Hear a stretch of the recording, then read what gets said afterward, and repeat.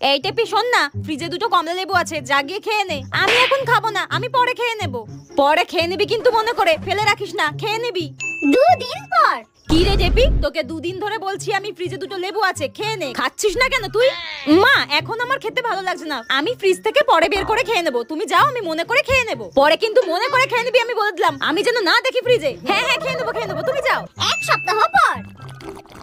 কি রে, তুই লেবু দুটো খাবি? হ্যাঁ কি না বল।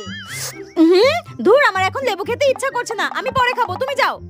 1 সপ্তাহ হয়ে গেছে কিন্তু টেপি, এবার কিন্তু ফলগুলো নষ্ট হয়ে যাবে। ধুর, তুমি যাও। কাউকে খেতে হবে না, যা। পড়ে পড়ে নষ্ট হওয়ার থেকে আমি খেয়ে নিচ্ছি। বলে বলে আমি আর পারছি না, কাউকে খেতে হবে না, আমিই খাবো। মা, তুমি লেবুটা ছাড়িয়েছো? হ্যাঁ, কই আমাকে দাও, আমি খাই। হ্যাঁ তুমি লেবুটা ছাড়িয়েছো, আমাকে একবার ডাকবে না? শীতকালে কিন্তু কমলা লেবু খেতে দারুণ লাগে, বলো মা। সাদে কি জানোয়ার বলি আমি একে?